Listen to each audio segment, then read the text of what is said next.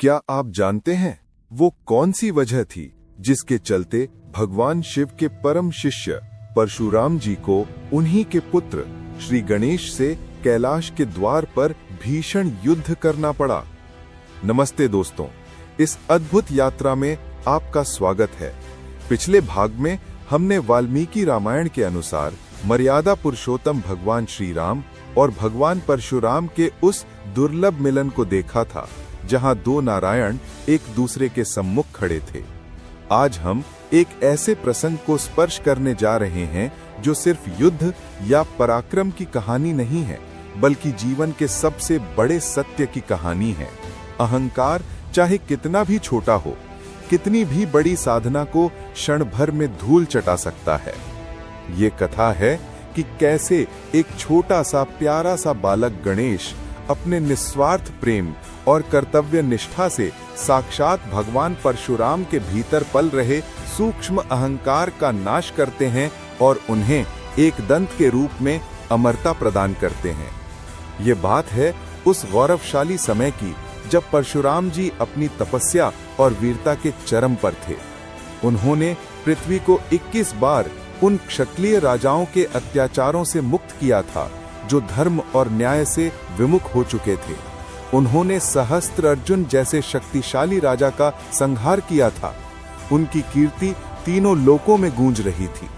इस महान विजय और असाधारण पराक्रम ने अनजाने में ही उनके भीतर एक बहुत ही सूक्ष्म अहंकार के बीज को जन्म दे दिया था। उन्हें ये लगने लगा था कि उनके पराक्रम के सामने अब कोई खड़ा नहीं हो सकता। लेकिन इस सृष्टि के कर्ता धर्ता महादेव और भगवान नारायण सब कुछ देख रहे थे। उन्होंने महसूस किया कि उनके इस प्रिय भक्त परशुराम का ये सूक्ष्म अहंकार उनकी आगे की साधना में बाधक बन सकता है। इसलिए उन्होंने मिलकर एक अद्भुत लीला रचने का निश्चय किया। इस लीला के दो पवित्र उद्देश्य थे। पहला, बाल गणेश की कर्तव्य परायणता और दृढ़ता की परीक्षा लेना, और दूसरा, परशुराम जी के बढ़ते अहंकार का निर्मूलन करना। परशुराम जी अपने गुरु भगवान शिव के दर्शन के लिए सीधे कैलाश पर्वत की ओर चल दिए। उनके मन में अपने गुरु से मिलने की तीव्र उत्कंठा थी। उसी क्षण कैलाश में माता पार्वती और महादेव एकांत में थे। माता पार्वती ने अपने प्रिय पुत्र गणेश को बुलाया। उनके प्यारे कान खींचते हुए ममता भरे स्वर में कहा, मेरे प्यारे लंबोदर, आज तुम कैलाश के द्वारपाल बनोगे। मेरी और तुम्हारे पिता की आज्ञा है कि भीतर कोई भी प्रवेश ना करे।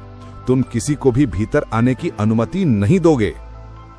गणेश जी ने तुरंत हाथ जोड़कर पूरी भक्ति के साथ अपनी माता की आज्ञा को स्वीकार किया। उनके लिए उस क्षण माता पिता की आज्ञा ही संपूर्ण ब्रह्मांड थी।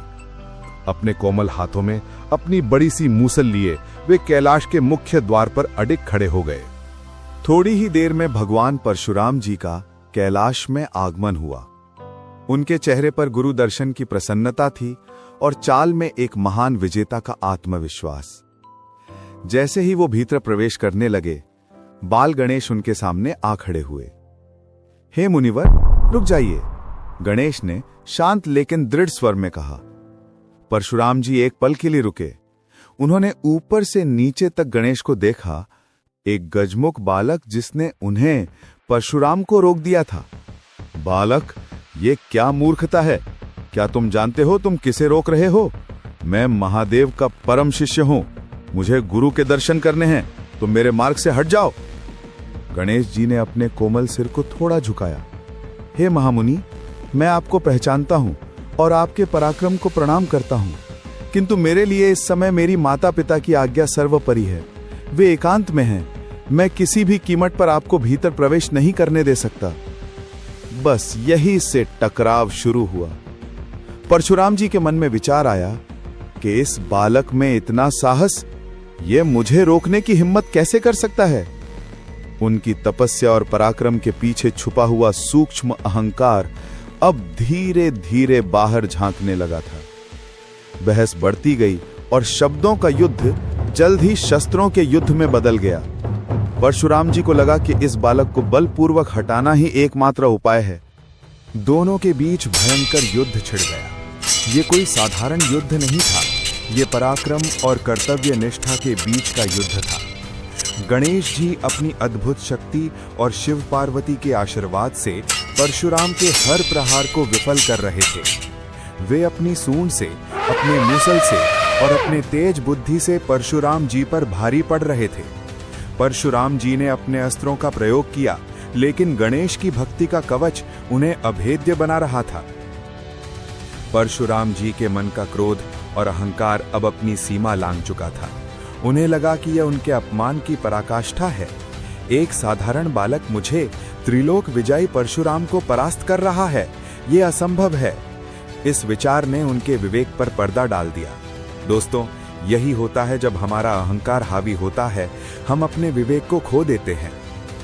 गहरे क्रोध और अपमान की भावना में उन्होंने अंततः वो अस्त्र उठा लिया जो उन्हें सबसे प्रिय था, जो स्वयं भगवान शिव ने उन्हें प्रदान किया था, परशु। उन्होंने गरजते हुए कहा, बालक, अब तुम्हें अपने पिता के ही अस्त्र का सामना करना होगा।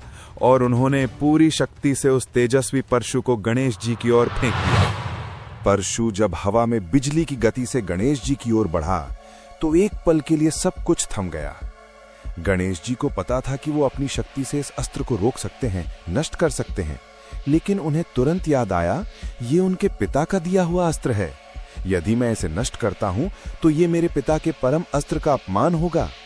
और उस एक क्षण में बाल गणेश ने निस्वार्थ प्रेम और भक्ति का वो सबसे बड़ा निर्णय लिया जिसने इतिहास रच दिया। उन्होंने अपने पिता के अस्त्र का सम्मान करने के लिए उसे रोकने के बजाय उस प्रहार को अपने शरीर पर सहने का निश्चय किया। उन्होंने अपने आप को थोड़ा सा घुमाया और परशु के प्रहार को अपने बाएं दांत पर झेल लिया। टक! परशु के प्रहार से गणेश जी का वो दांत टूट गया। दर्द की एक टीस उठी, लेकिन उनके मुख पर संतोष का भाव था। उन्होंने अपने पिता के अस्त्र का सम्मान रखा था। टूटे हुए दांत की आवाज और गणेश जी के छोटे से दर्द की चीख कैलाश के भीतर तक गई। माता पार्वती अपने पुत्र की पीड़ा सुनकर विस्फोटक क्रोध में बाहर आईं। जब उन्होंने अपने लहूलुहान पुत्र को देखा और सामने परशुराम जी को हाथ में परशु लिए खड़ा पाया तो उनकी ममता क्रोध में बदल गई। परशुराम, तुमने ये क्या किया? मेरे बालक पर वार किया। उनका क्रोध इतना विकराल था कि कैलाश पर्वत डोलने लगा।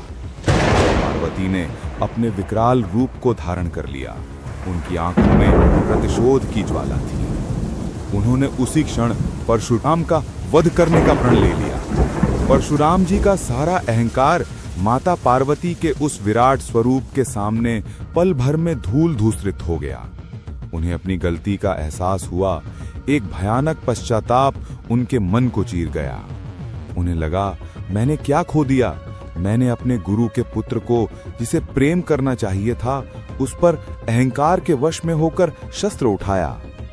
तभी भगवान शिव और भगवान विष्णु दोनों वहां प्रकट हुए। भगवान शिव ने अत्यंत करुणा भरे स्वर में माता पार्वती को शांत किया और भगवान विष्णु ने मुस्कुराते हुए इस पूरी लीला का रहस्य बताया। देवी, शांत होइए, ये सब हमारी ही लीला थी।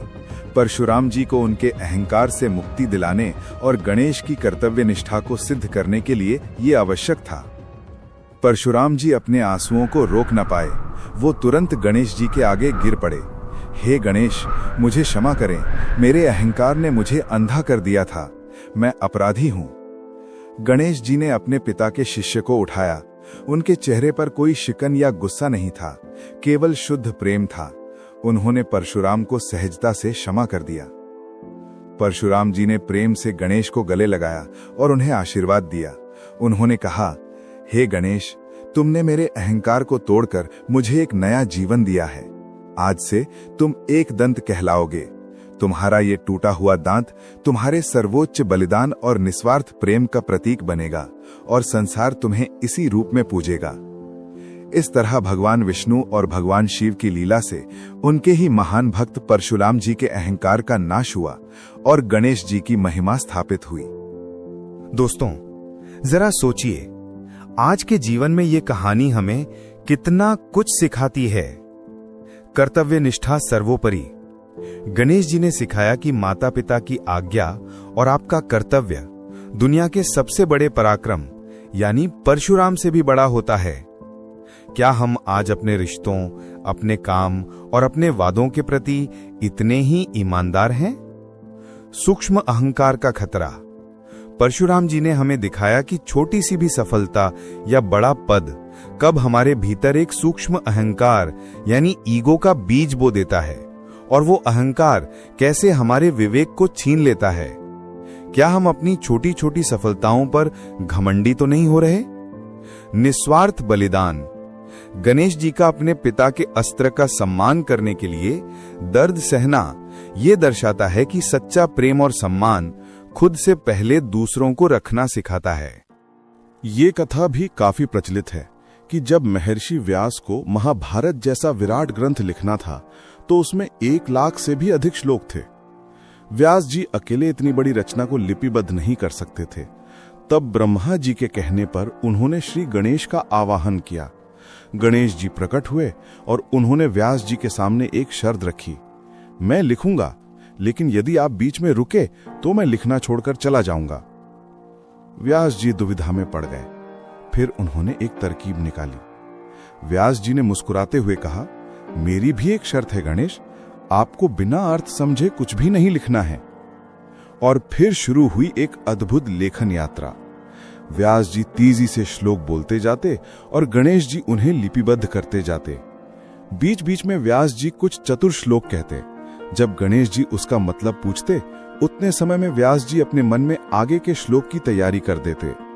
लिखते लिखते उनकी मोरपंख की कलम टूट गई, लेकिन गणेश जी रुके नहीं। उन्होंने तुरंत अपना टूटा हुआ दांत निकाला और उसी से लिखना जारी रखा। ये दृश्य कितना अद्भुत और प्रेरणादायक था। ज्ञान और भक्ति के लिए गणेश जी की ये निष्ठा अतुलनीय है। अगले वीडियो में हम परशुराम जी की इस श्रृंखला को जारी रखते हुए ये जानेंगे कि क्यों उन्हें महाभारत काल में अपने शिष्य पितामह भीष्म से ही युद्ध करना पड़ा। क्या वो अपने शिष्य को परास्त कर पाए और उस युद्ध का क्या परिणाम निकला जिसने कुरुक्षेत्र के युद्ध की नींव रखी। जानने के लिए बने रहें दोस्तों। मिलते हैं अगले वीडियो में। तब तक के लिए इस चैनल को लाइक, सब्सक्राइब और अपने ज्ञान पिपासु दोस्तों के साथ शेयर जरूर करें। धन्यवाद दोस्तों।